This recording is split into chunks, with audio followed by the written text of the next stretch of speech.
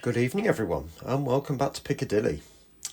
Now you might remember in the last video I said that I was going to have a short break from building this part of the station and start doing something else.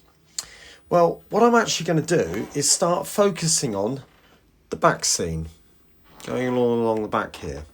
Well, you might think, well, I've done it.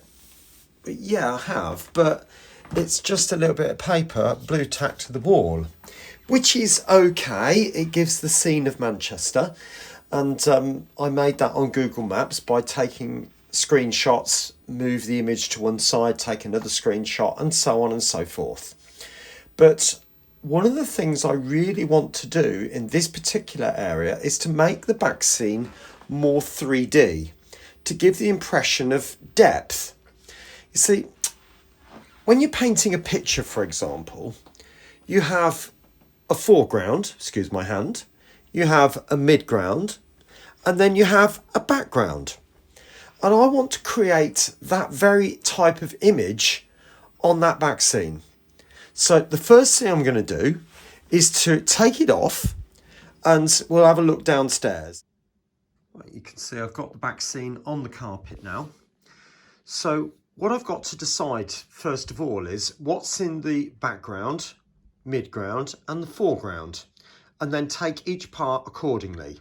But there are one or two issues I do want to sort out first. Now, this section here, as you can see, is a bit of a mess. It doesn't fit in with the background whatsoever. In fact, it's cutting right across a lot of these buildings and just making a real mess.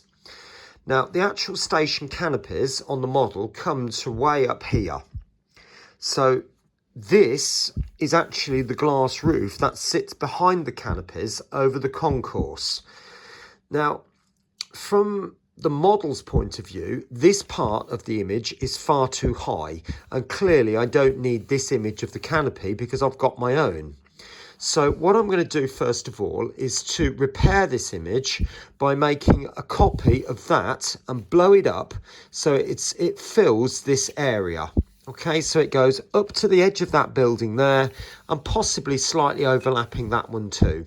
But the idea is that it comes down much further than to hide all this white mess. Okay. Right, just wanted to show you this. I'm obviously at the computer. Now that image is that image down there that I've just showed you. Okay, I know it's a bit blurry on the carpet, but hopefully you can make out what I just meant. But also there's a tower at the back of the station, which was not included in that back scene. So obviously I want to put that in somewhere or another. So I now need to make this image, like I said, cover that back of the station roof. So I'm going to print this off, but now I need to decide how big this should be and print that off separately and stick that on, because obviously by the looks of things, that's going to cover up quite a large proportion of that back scene.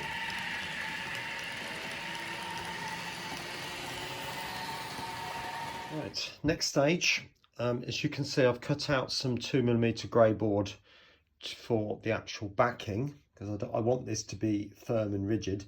But next stage actually is to cut out or to stick, I'm just using boxes, to the back of this. So cut this so it's a flat piece, stick it to the inside of the buildings, and then cut round the actual shape again. All right, hopefully you can understand what I've done there. So I've literally just cut out the boxes and stuck them behind. So my next job now is to put this on the cutting mat and cut round this with a knife. I'll see you in a minute. Okay, so all of that is now done. The card is cut out, as you can see.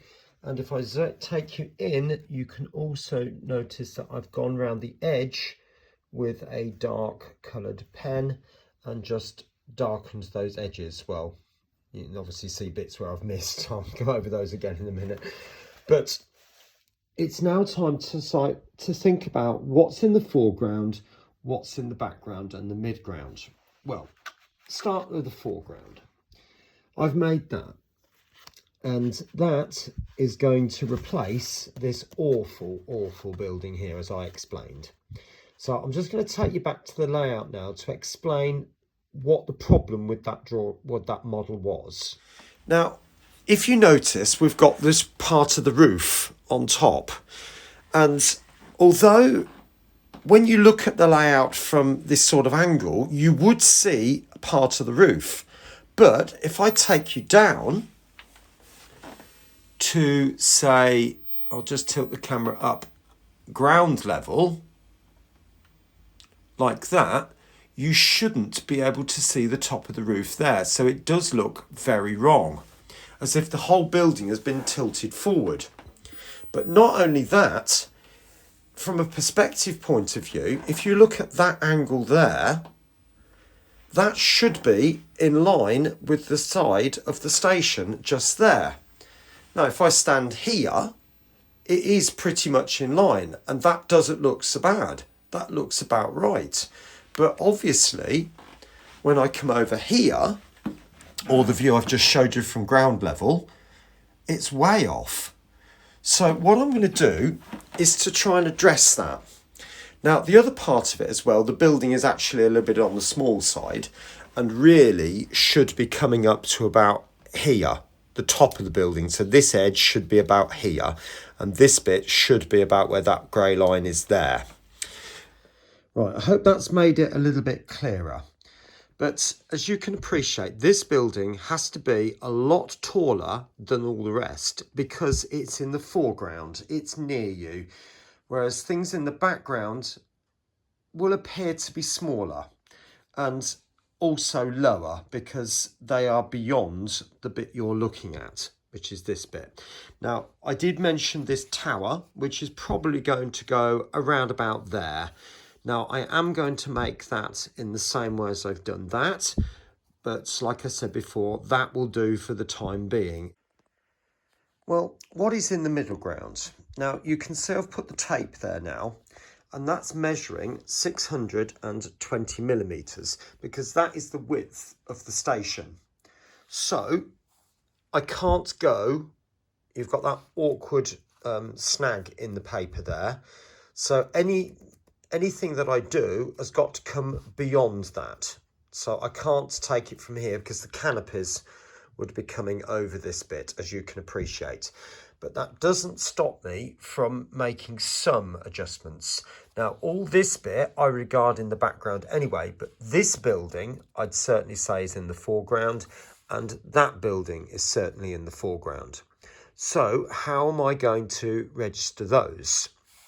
Well, that bit is deep inside the Fairfield Street section, so I'm really not going to worry about that. But I am going to cut out this part here,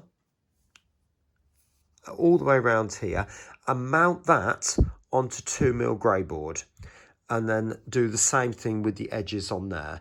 And anything else that's in the middle ground, I would also cut out and mount onto 2mm grey board, which would then give it that little bit of extra lift, if you like, and make it look an awful lot closer. Now, just thinking about it, actually, that building there would probably benefit from being a little bit closer as well. So I'm going to do both of those. So I'll cut both of that out and I'll see you again in a minute. Right, that's all done now. If I just pan you across, sorry, there is a bit of a problem with the shadow.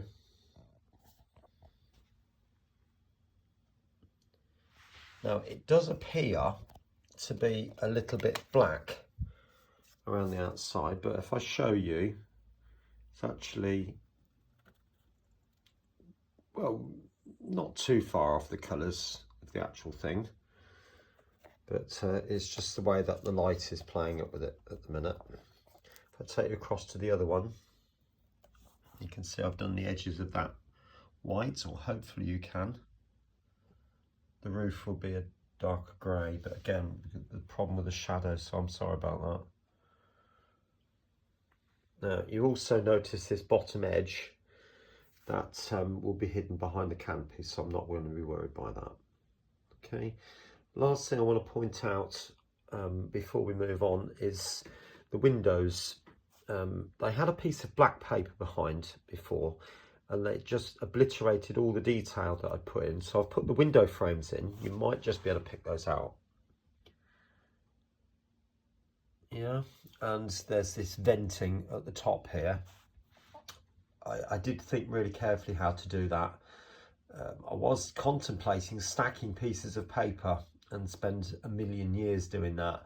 But to be honest with you, you probably wouldn't notice it too much anyway. So I just got a very fine line pen and literally just drew one line really close to the other for about 5 hours. That took, only joking.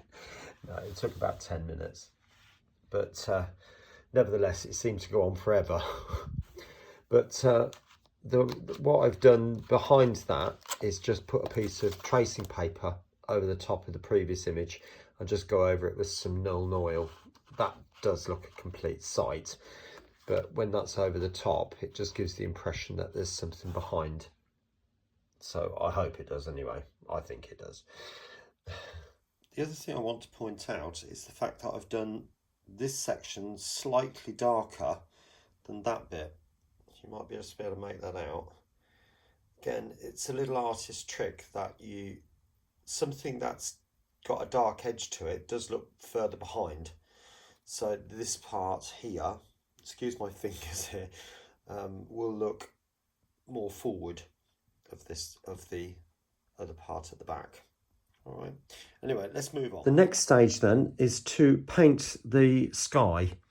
Now, I am going to paint it, so I am going to be using a lot of white and some cobalt blue and make up the clouds myself. I'll show you that.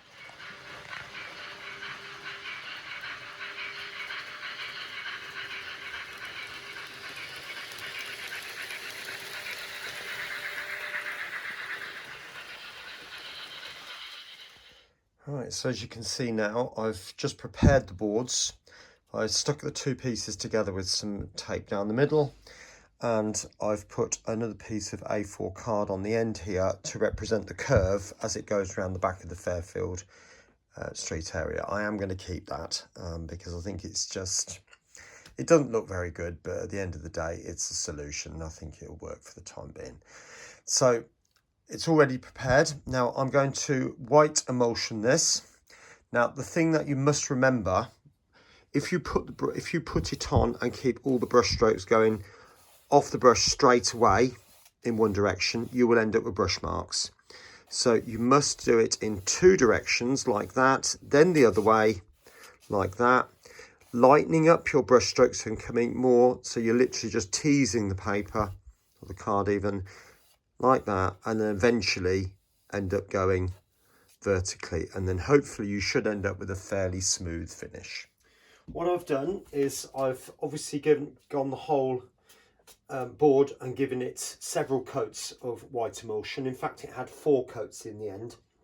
I did say the better the paint you buy, the better the less coats you have to use, because it's got more pigment in it.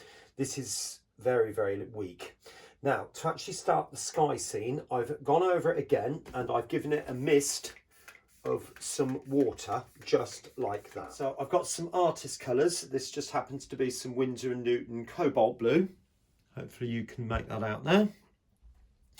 So I'm going to put a bit of that into this makeshift palette. Now I'm just going to put this on. I want it a bit darker than that at the top. And I'm using this like crisscross type motion.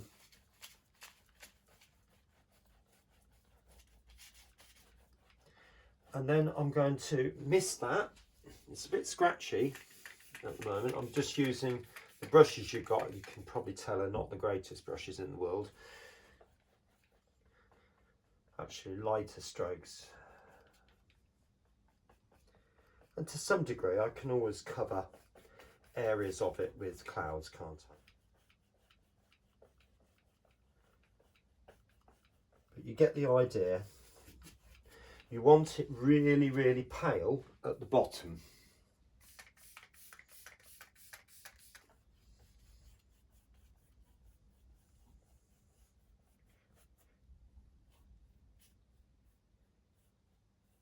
Now, if you remember when I did the painting of the back, the actual base layer, I literally just almost like tickled the brush across.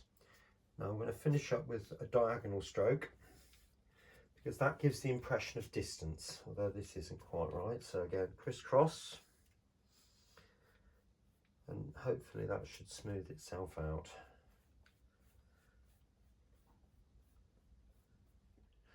Just remembered I've got some fairly decent artist brushes.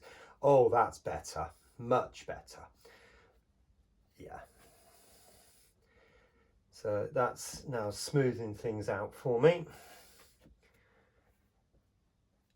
Just so it's across the top. The corners are always a good place to put more colour.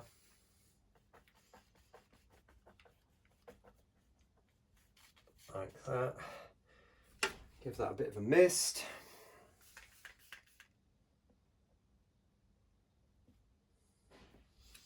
In fact, I'm just going to go back to that just to sort of,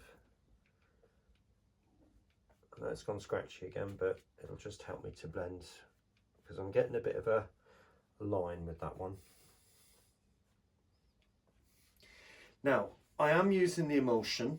I mean, if it proves to be really pathetic, then I'll go and get some artist colours, but we'll see how it goes. So I'm going to dip that into the emulsion, and I'm literally just going to fettle a cloud. Not particularly in any order, any direction, but just sort of anyhow, anywhere. Like that. And then as I come down, I sort of blend it out a little bit, so it goes a bit wispy.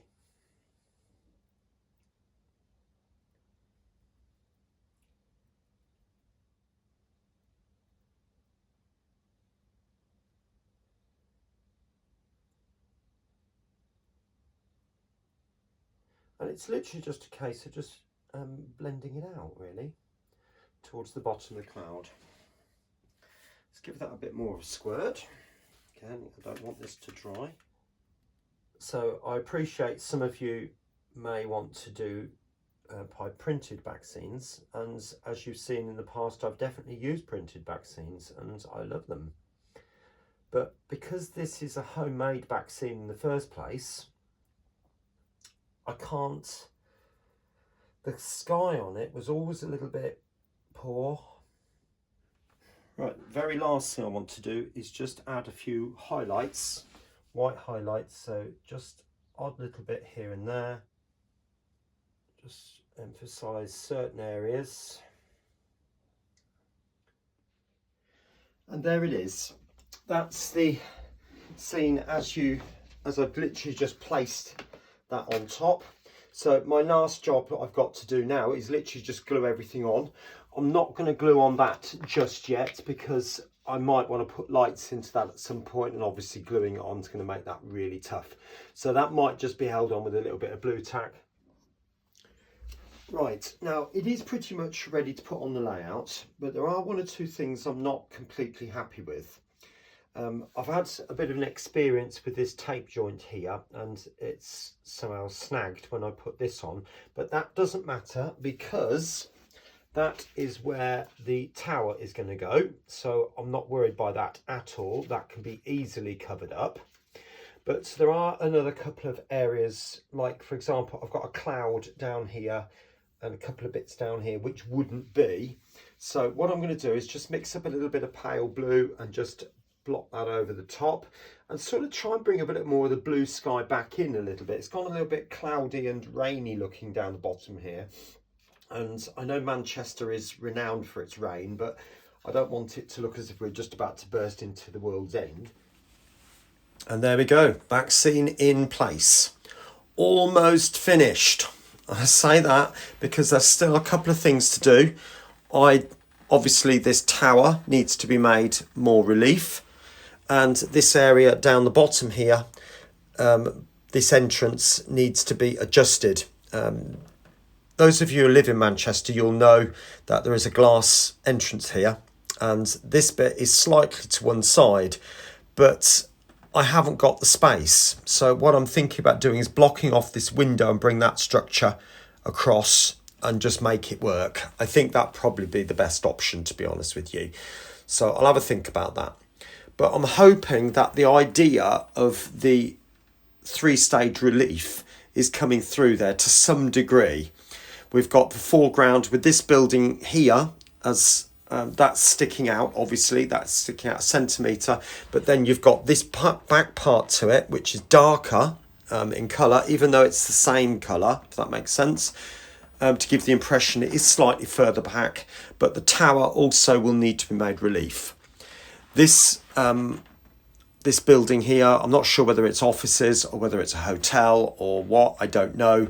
But that is at least across the road from the station, if not a couple of blocks away.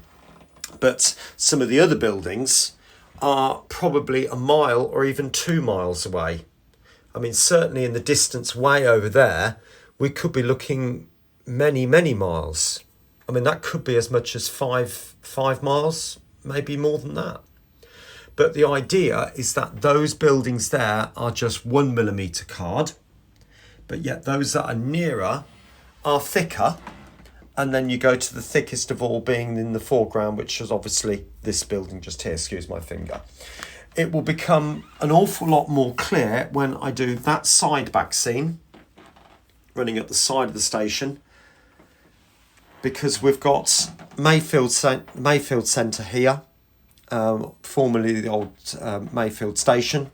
In fact, that is an actual picture, and you can still see the platforms there, hasn't been removed. So you never know, one day in the future that might be restored and have trains actually running back into there. That would be quite nice, wouldn't it? But that needs to be brought forward, as does these buildings here, all of this big block here, that massive snake-like building there, and these blocks going around the back all need to be brought forward by at least 2 millimetres, and in some cases made a lot bigger, because the horizon, as you can see, is flat, and Manchester's horizon is not flat. So all that needs to be adjusted, and we'll do that in the future. Could be a year or more, depends on the extension. Right, anyway, I think I'm going to finish the video there, and I'll be back hopefully next week, see how things go, and with something else.